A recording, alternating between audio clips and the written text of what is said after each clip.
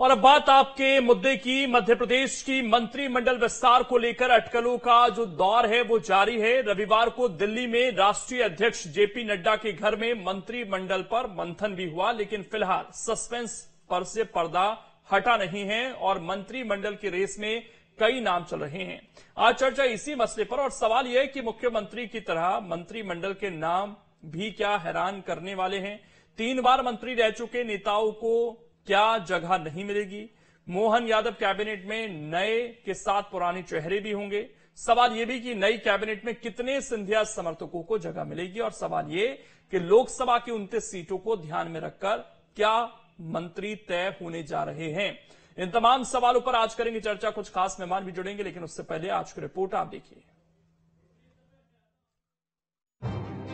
मध्य प्रदेश में 3 दिसंबर को नतीजे आए और 13 दिसंबर को डॉक्टर मोहन यादव सहित 2 डिप्टी सीएम ने शपथ ली। लेकिन मध्य प्रदेश में अभी भी मंत्रिमंडल विस्तार को लेकर सस्पेंस जारी है। मंत्रिमंडल विस्तार को लेकर भोपाल से दिल्ली तक हलचल देखी जा रही है। विकास के मामले में बात करने गया है, लेकिन ये बात भी सही है कि जब मुख्यमंत्री बनते हैं, उप मुख्यमंत्री बनते हैं, तो मंत्रिमंडल का गठन भी होता है और उसमें हमारे अपने जो सिस्टम है, जो एक विचार विमर्श का प्लेटफॉर्म है, माननीय राष्ट्रीय अध्यक्ष जी और माननीय गृह मंत्री जी या अन्य जो वरिष्ठ जन है वो उस पर विचार करते हैं और हमारी प्रदेश इकाई भी उनसे परामर्श करेगी। जहां जिसकी आवश्यकता पड़ेगी, हम प्रदेश के परिप्रेक्ष्य में निश्चित रूप से हमारा समृद्ध विधायक दल है और समृद्ध लोग हैं और उनमें से अच्छे लोगों का चयन भी होगा। रविवार को दिल्ली में जेपी नड्डा के घर में भी मध्य प्रदेश के संभावित मंत्रियों पर मंथन हुआ, लेकिन फिलहाल कोई नाम मीडिया में सामने नहीं आया है। लेकिन माना जा रहा है कि इस बैठक में कैलाश विजयवर्गीय जैसे दिग्गजों ने मंत्रिमंडल में रहने पर सहमति दे दी है। दरअसल इस बार कैलाश विजयवर्गीय, प्रहलाद पटेल और राकेश सिंह जैसे कई बड़े चेहरे चुनाव जीत कर आए हैं। ऐसे में बार बार ये चर्चा हो रही है कि आखिर इन बड़े चेहरों की भूमिका क्या होगी। इसके साथ ही खबर ये भी है कि मुख्यमंत्री की तरह मंत्रिमंडल भी चौंकाने वाला हो सकता है। मतलब मंत्रिमंडल में नए चेहरे हो सकते हैं। यही वजह है कि एक फॉर्मूला ये भी सामने आ रहा है, जिसके तहत कहा जा रहा है कि पहले 3 बार या इससे ज्यादा मंत्री रह चुके चेहरों में से इस बार कईयों का पत्ता कट सकता है। 3 बार मंत्री रहे चेहरों की अगर बात करें तो इनमें दमोह से विधायक जयंत मलैया हैं। मलैया उमा भारती सरकार में मंत्री बने। इसके बाद 2003 से 2018 तक लगातार मंत्री रहे। इसी तरह गोपाल भार्गव 2003 से 2018 तक मंत्री रहे। 2019-20 तक नेता प्रतिपक्ष रहे। गोपाल भार्गव लगातार 9 बार से विधानसभा चुनाव जीत रहे हैं। इसके अलावा विजय शाह 2003 से 2018 तक लगातार मंत्री रहे। 2020 में नए सरकार में फिर मंत्री बने और 2023 तक मंत्री रहे। नारायण सिंह कुशवाहा जातीय आधार पर 3 बार मंत्री रहे हैं। पिछला चुनाव हारने के बाद इस बार नारायण सिंह चुनाव जीत कर आए हैं। इसी तरह अंतर सिंह आर्य आदिवासी नेता हैं। 2003 से 2018 तक ये मंत्री रहे हैं। वहीं अर्चना चिटनिस 2003 से 2005 तक मंत्री रही, फिर 2008 से 2013 में मंत्री रही, फिर 2016 से 18 के बीच चिटनिस शिवराज कैबिनेट में मंत्री रही। दिग्गजों के अलावा नए मंत्रिमंडल में सिंधिया समर्थकों की भूमिका को लेकर भी तरह तरह के कयास लग रहे हैं। दरअसल ज्योतिरादित्य सिंधिया के समर्थक 8 पूर्व मंत्री इस बार चुनाव जीते हैं। सिंधिया समर्थक 3 मंत्रियों को हार का सामना करना पड़ा है। सिंधिया समर्थक 3 विधायक मंत्री पद की दौड़ में भी हैं। इनमें मनोज चौधरी, नारायण सिंह पटेल और ऐदल सिंह कंसाना का नाम शामिल है। लेकिन तुलसी सिलावट और प्रद्युम्न सिंह तोमर का दावा सबसे ज्यादा मजबूत बताया जा रहा है। वैसे शिवराज सरकार में सिंधिया समर्थक 10 मंत्रियों का मंत्रिमंडल में दबदबा था। कुल मिलाकर जो तस्वीर सामने आ रही है वो ये है कि इस बार की कैबिनेट बिल्कुल अलग रहने वाली है। ऐसे में जब तक नामों का ऐलान नहीं हो जाता, अटकलों और कयासों का बाजार तो गर्म रहेगा ही, कई दावेदारों की सांसें भी अटकी हुई होंगी। Team news state. और चर्चा करने के लिए खास मेहमान इस वक्त हमारे साथ जुड़ गए हैं। सबसे पहले परिचय करा देता हूं। डॉक्टर सत्यप्रकाश शर्मा जी हैं, वरिष्ठ पत्रकार हैं। शिवम शुक्ला जी हैं, प्रवक्ता हैं बीजेपी के, और संतोष परिहार जी हैं, प्रवक्ता हैं कांग्रेस के। आप तीनों का बहुत बहुत स्वागत है। शिवम जी, पहले मुख्यमंत्री को लेकर तमाम अटकलें लगती रही, अब हम देख रहे हैं कि मंत्रिमंडल को लेकर पेंच फंसा हुआ है। इतना समय क्यों लग रहा है सर इन सब चीजों में? देखिए, कोई पेच फंसा नहीं हुआ है। भारतीय जनता पार्टी का समृद्ध नेतृत्व, जो हमारा केंद्र का नेतृत्व है या फिर प्रदेश का नेतृत्व है, उसको पूरी जानकारी है, किसको मंत्री बनाना है, किस हिसाब से बनाना है, उस पर एक व्यापक विचार और मंथन की आवश्यकता होती है। प्रत्येक विभाग के लिए कौन से लोग मुफीद हो सकते हैं, उनके बारे में चर्चा की जा सकती है। कई बार विशेषज्ञों की आवश्यकता होती है। प्रदेश की गवर्नेंस व्यवस्था को चलाने के लिए उस क्षेत्र में जिनकी शिक्षा दीक्षा रही है, उसको भी ध्यान देना आवश्यक है। तो स्वाभाविक तौर पर इन तमाम चीजों का अवलोकन नेतृत्व के द्वारा किया जा रहा है। पार्टी भविष्य में किस दिशा में आगे बढ़ेगी, इसको देखते हुए भी बहुत सारी चीजें समायोजित की जाएंगी और साथ ही साथ विभिन्न वर्गों का, विभिन्न क्षेत्रों का जो अस्मिता है, उनकी एक अपनी आकांक्षा है, उसकी भी पूर्ति करने का प्रयास मध्य प्रदेश की भारतीय जनता पार्टी की सरकार में किया जाएगा। और यह कांग्रेस पार्टी चाहे मीडिया डिस्कोर्स के माध्यम से कितना भी आरोप प्रत्यारोप लगा ले, जैसे कि मुख्यमंत्री पद को लेकर के जितनी कयासबाजी थी, सबकी हवा निकल गई थी। भारतीय जनता पार्टी का नेतृत्व जब कोई निर्णय लेता है तो आपस में विचार और मंथन करके लेता है। कोई मीडिया के डिस्कोर्स से भारतीय जनता पार्टी में निर्णय नहीं लेता। लेकिन ये जो चर्चाएं हो रही हैं, इसको लेकर एक आरोप लग रहा है शिवम जी, और वो ये कि सारी चीजें क्या दिल्ली से ही तय होंगी। मंत्रिमंडल को लेकर आमतौर पर डिबेट में आप लोग ये बात कहते हैं कि ये तो विशेषाधिकार होता है मुख्यमंत्री का, वो किसको अपनी टीम में रखना चाहते हैं, किसको नहीं रखना चाहते। तो अब बात ये कही जा रही है कि सारी चीजें क्या दिल्ली से ही तय हो रही हैं। कांग्रेस तो लगातार ये आरोप लगा रही है कि केंद्र शासित प्रदेश बन गया क्या। देखिए, कांग्रेस पार्टी जब इस प्रकार के आरोप लगाती है तो सबसे पहले अपने गिरबान में झांक करके देख लेना चाहिए। यहाँ जो प्रदेश का नेतृत्व था उसको एक झटके में निर्वासित करते हुए 3 नए लोग लेकर के आए और उससे पहले कमलनाथ जी से कंसल्टेशन भी नहीं किया। हमने देखा कि कमलनाथ जी जो लोकसभा तक यहाँ पर चुनाव लड़ने की बात कर रहे थे, नेतृत्व करने की बात कर रहे थे, एक झटके में उनको किनारे लगा दिया गया। अब जो सबसे महत्वपूर्ण बिंदु है, we all should know that Bharatiya Janata party जब कोई निर्णय लेती है तो स्वाभाविक तौर पर मुख्यमंत्री जी का विवेकाधिकार है, लेकिन चूंकि एक परिवार की भावना के साथ हमारा दल काम करता है तो परिवार के जो बड़े हैं उनका मार्गदर्शन स्वाभाविक तौर पर लिया जाएगा।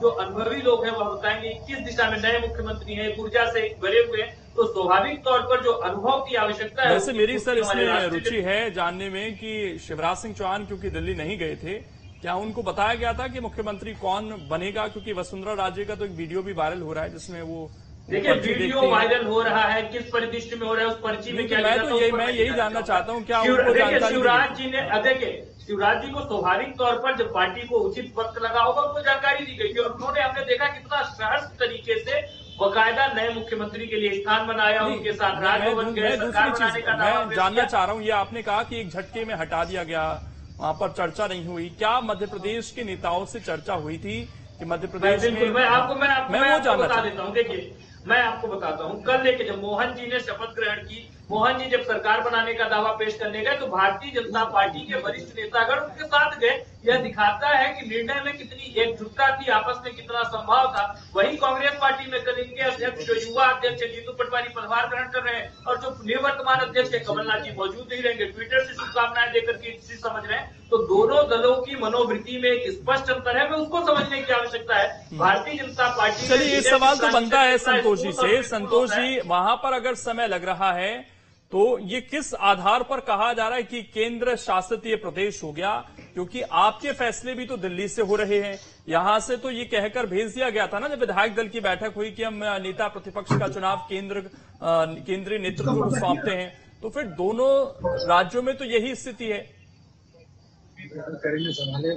देखिए लोकेन जी, मध्य प्रदेश के अंदर सारी स्थिति सामने है। शिवराज सिंह चौहान जी हर गली चौराहे महिलाओं के साथ रो रहे हैं, ये भी दिख रहा है पूरे प्रदेश को। नरेंद्र सिंह तोमर जी कैसे मातम बना रहे हैं, ये भी दिख रहा है प्रदेश को। हमारी ये मंशा है कि मध्य प्रदेश के अंदर युवा शिक्षित बेरोजगार के साथ अन्याय नहीं हो, रोजगार जिनके सही चले। मध्य प्रदेश के अंदर जो व्यापारी पलायन कर रहे हैं उनका पलायन बंद हो, महिला अत्याचार में नंबर 1 मध्य प्रदेश है, उसमें कुछ सुधार हो। ये तो क्या है, ब्यूटी पार्लर सच के आते सुबह शाम तक।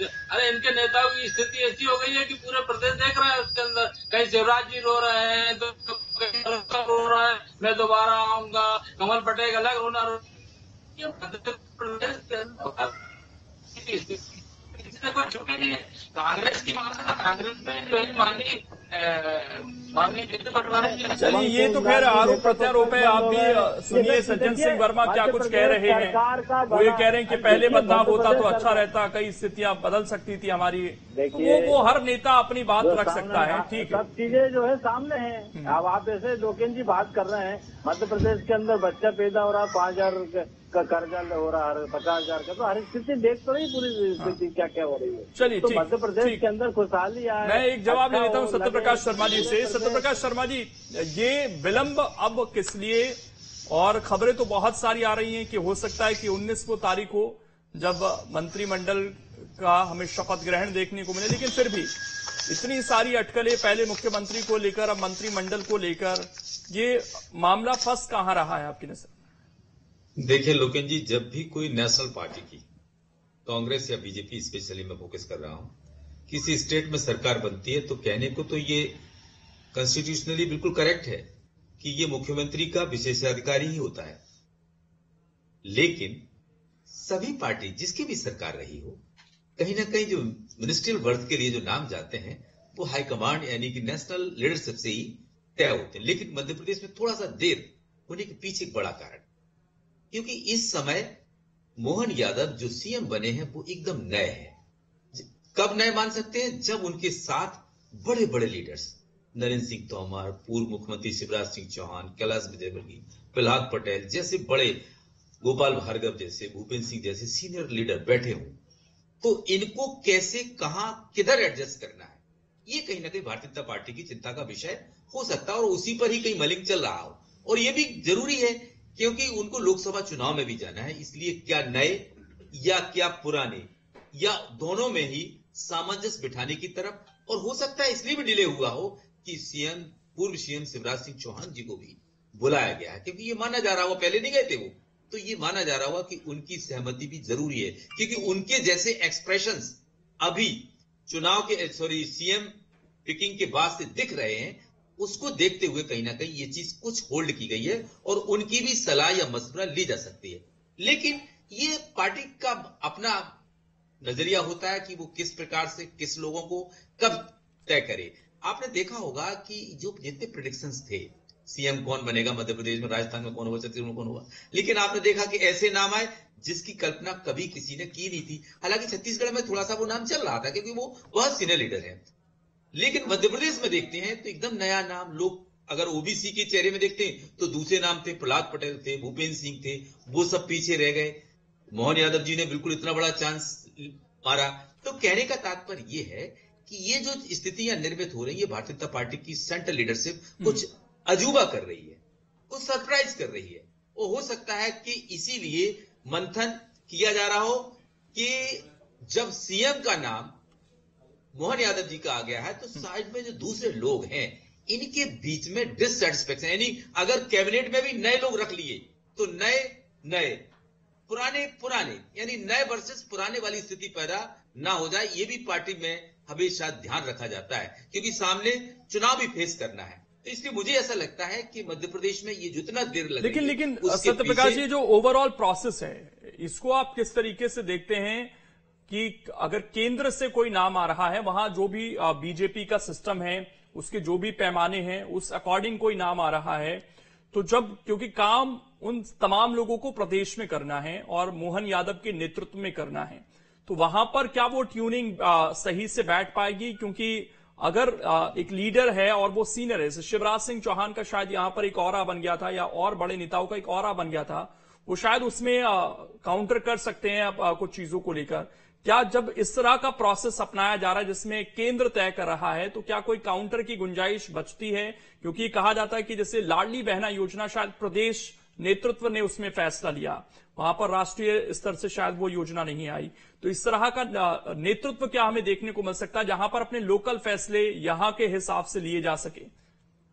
लोकेन जी, बड़ा आपने अलग सवाल पूछा है। देखिए, इसमें कुछ स्पष्ट बोलना पड़ेगा। ये बिल्कुल सही है कि आजकल ये डिबेटेबल इशू है कि लाडली बहना योजना के लिए जो सेंट्रल लीडरशिप बीजेपी की परमिशन ली गई, लेकिन शिवराज सिंह चौहान एक आपको पता है कि लॉन्गेस्ट सर्विंग सीएम है भारतीय जनता पार्टी के, तो वो एक्सपीरियंस जो काम आता है, उन्होंने कई फैसले अपने मन से ही लिए। इवन यहां तक लाडली लक्ष्मी योजना को भले ही रूप बदला हो, सेंट्रल लीडरशिप यानी नरेंद्र मोदी की सरकार ने खुद एडॉप्ट किया है नेशनली, बेटी बचाओ बेटी पढ़ाओ योजना के रूप में। तो वो तो इनोवेशन के मामले में नंबर 1 आदमी रहे हैं देश में, राजनीति में, और महिला सशक्तिकरण के मामले में उनकी पहले पूरे देश में अनुकरणीय भी है रही है। तो ये उनकी एक एक्सपीरियंस था, उनकी एक लीडरशिप में सीनियरिटी थी। वो नरेंद्र मोदी के पैरेलल चीफ मिनिस्टर रहे हैं, तो वो डिसीजन ले सकते थे। लेकिन मोहन यादव को अभी किसकी कृपा से कहां से बने? कोई विधायक दल ने थोड़ा ना चुना है उनको तो सेंट्रल लीडरशिप ने ही तो चुना है। तो सेंट्रल लीडरशिप के बिगर आदेश के वो कैसे क्या करेंगे?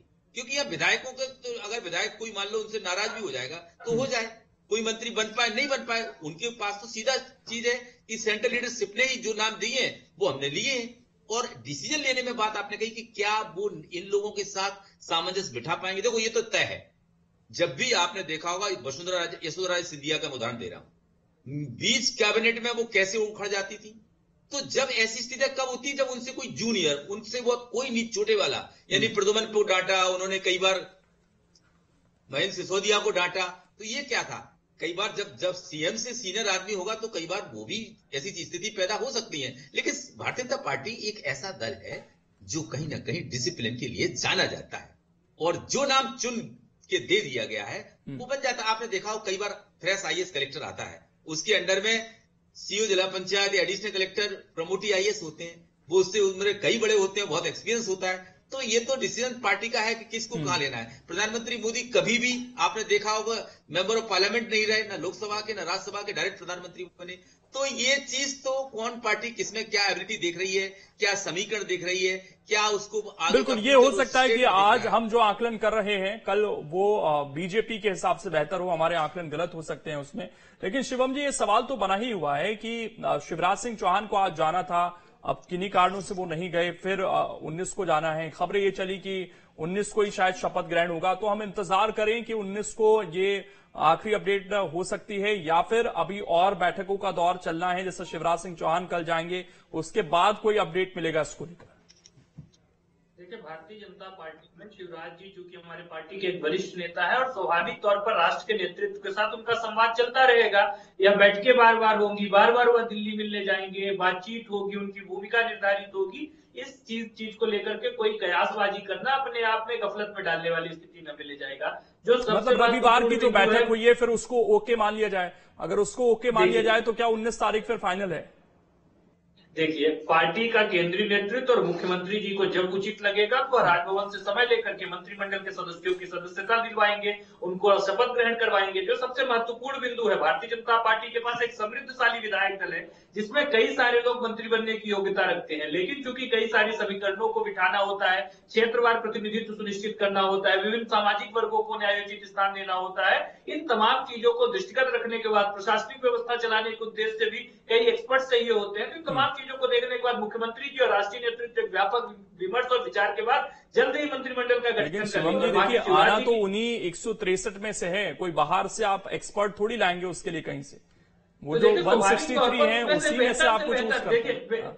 बेहतर से बेहतर लोगों को चांस देना, उनकी प्रोफाइल आप लोगों के सामने है, जब उनको प्रत्याशी बनाया होगा तो ऑलरेडी अभी तो मैंने जेपी नड्डा का इंटरव्यू सुना, उन्होंने कहा कि मेरे पास तो हर एक कार्यकर्ता की प्रोफाइल है। स्वाभाविक तौर पर मैं तो बोल तो रहा हूँ विभिन्न सामाजिक वर्गों का देखना है, विभिन्न क्षेत्रीय आधार पर देखना है, तमाम चीजों के गुण दोष पर अवलोकन मुख्यमंत्री जी के द्वारा, राष्ट्रीय नेतृत्व के द्वारा व्यापक विचार और विमर्श। इसका मतलब शायद ये ज्यादा समझा जाए संतोष जी की एक सीट के लिए 2-3 उम्मीदवार हो रहे हैं, क्योंकि आप लोगों के पास ऑलरेडी उनकी प्रोफाइल है और आपको पैमाना भी है आपका, लेकिन उस पैमाने में अब कौन कितना फिट बैठ रहा है, या तो फिर जो नहीं बन रहा उसको साधना है। ये सारे समीकरण किसी भी राजनीतिक पार्टी के सामने होते हैं, इसको आपको शायद स्वीकार करने में कोई दिक्कत भी नहीं होगी।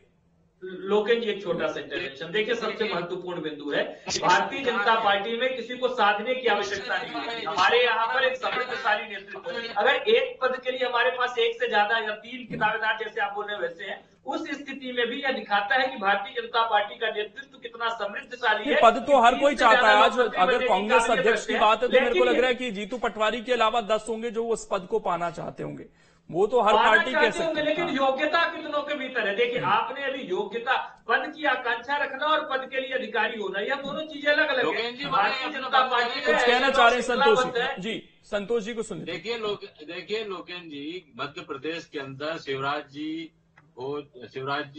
आज की डेट में मध्य प्रदेश के अंदर हमारे जो स्थिति है कि पूरे शिवराज जी हर जगह महिलाओं के साथ रोते हुए फोटो आ रहा है। पूरे अरे कमलनाथ जी तो कम से कम मध्य प्रदेश में दिख तो जाए, अध्यक्ष पद के क्या हटा है मध्य प्रदेश से पलायन करके वो शिवराज जी की डिमांड कर रहे हैं। आप एक बात बताइए, शिवराज जी मुख्यमंत्री नहीं है, इसके बावजूद भी मध्य प्रदेश की जनता के लिए कर रही है। मध्य प्रदेश में लेकिन संतोष जी फिर वही सवाल, देखिए आप आरोप लगा रहे हैं लेकिन सवाल तो पूछा जाएगा कि वो विधायक बनकर आ रहे हैं तो क्या वो समय नहीं निकाल सकते थे कि एटलीस्ट वहां पर शपथ ग्रहण कर लेते। आज वो तमाम बड़े नेता जिनके बीजेपी के हम नाम गिनाते हैं वो तमाम लोग पहुंचे, क्या कमलनाथ नहीं पहुंच सकते थे। देखिए लोकेन जी, कमलनाथ जी ने ट्वीट करके उनको बधाई दे दी। नहीं, मैं विधानसभा की बात कर रहा हूँ। क्या केवल कमलनाथ का इंटरेस्ट इतना रहता है कि अगर वो मुख्यमंत्री बनेंगे तो एक्टिव रहेंगे। जीतू पटवारी जी को अध्यक्ष बना दिया गया है, उमंग सिंघार जी को नेता पद पर बना दिया। मतलब कमलनाथ जी को आप कह रहे हैं कि वो अब उनका बहुत ज्यादा रोल नहीं है मध्य प्रदेश की पॉलिटिक्स में, आप ये कह रहे हैं। कमलनाथ जी दिग्विजय सिंह सबसे आशीर्वाद चलेगा, जैसे इनके जैसे थोड़ी है कि शिवराज। चलिए एटलीस्ट आज पहला दिन था, हालांकि उन्होंने उसकी अनुमति ली और उनको बाकायदा अनुमति मिली, लेकिन क्योंकि तमाम बड़े लोग वहां पर मौजूद थे, वो भी मौजूद रहते तो बेहतर रहता, एक संदेश दे सकते थे। विधायक के रूप में वो चुनकर आए हैं, लेकिन समय इतना ही है। बहुत शुक्रिया आप तीनों का जुड़ने के लिए और इस चर्चा का हिस्सा बनने के लिए। इंतजार अभी शायद 1-2 दिन और बढ़ सकता है।